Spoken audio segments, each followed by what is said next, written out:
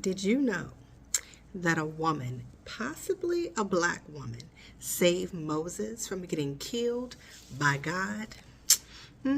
So listen, I want you to go right now to Exodus chapter 4, verses 24 through 26. Go ahead. Don't worry, I'll wait. Few minutes later. Okay, so we know that there are a few key players in this story, one being Moses. And as a child, Moses was taken out of the Nile River and placed to live in the royal family in Egypt. Although he was a Hebrew child, he was raised among royalty there. We also know that then after Moses escaped because he killed one of the slave masters that was beating brutally the Hebrew people, which is his people at heart, right? He killed that person and then had to escape to the desert. There, he then meets 7 daughters of Jethro. They were at the well, and at the well, they had some people that were shepherds that were harassing them. Here comes Moses. He had just done what he did. He gets out there and he makes sure that these women are taken care of. So because he saved these women from these shepherds that were harassing them, Jethro, the father of the 7 daughters, then gave Zipporah to him as a gift. What we don't know for sure, and clarity is needed, is if Zipporah was the Cush woman that he married, that his brother and his sister, Moses' brother and sister, talked about, and God punished them for talking about who Moses married. So one thing is, keep your mouth off the people of God. God don't play about the people that he loves. And guess what? He loves you and he loves me. So we do know that Zipporah did something amazing and truly saved Moses's life. So a couple of background things. We know that he's a fugitive. He's out there in the desert. We know also that when he meets this family, he's looking for family, right? Because now he has been estranged from his own. We also know that God shows up to Moses in the burning bush and he gives him something. Number one, he reveals himself to Moses of who he is. He also says for Moses to go back to Egypt and save his people. And do you know what Moses said immediately? Nah. He was like, I ain't the one. I don't know how to speak well. He gave all these excuses and God kept coming back saying, who gave you your voice? Who gave you your mouth? I'm with you. I got you.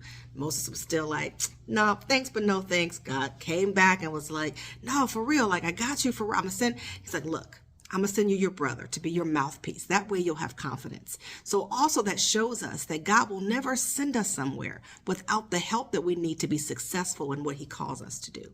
The other thing that is so amazing is that we talked about, which is the crux of this story that we're talking about today, is that Moses, and it says in Exodus chapter 4, verse 24, that at the lodging place on his way, right, the Lord met Moses and was about to kill him. So you might be like, wait a minute. Why you got him, you went back and forth with him, and now you're about to kill him? Well, what Moses did not do was that he did not do and wasn't obedient to God and the right of doing circumcision for his son. He had 2 sons with Zipporah, and he did not do the circumcision that's required back then for the law. However, his wife, who was not a part of the Hebrews, not a part of the rituals at all, but she knew enough to be obedient to God and did the circumcision and put that onto his foot. And what it reads is in verse 25, but Zipporah took a flint knife and cut her son's foreskin and touched Moses' foot with it. And when she did that, she said, surely you are a bridegroom of blood to me.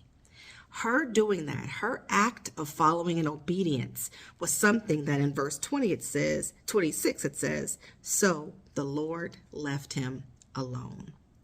So back then there were rituals that were needed to happen in the Old Testament, but God in the New Testament has given Jesus as grace. So we don't need those rituals. We have God in our belief in Jesus Christ and his grace to help us through.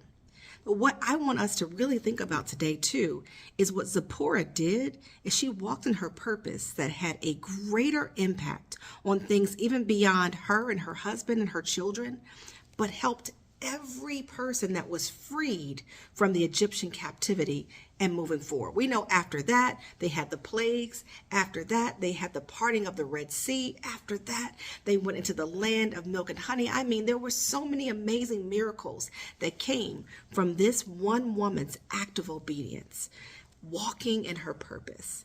So I ask for you today, how can we and how can you be obedient and walk in your purpose and see the impact that you're going to have not only on your own life, the life of those that are immediately connected to you, but man, there's so many more that are going to benefit from you doing what God has called you to do today.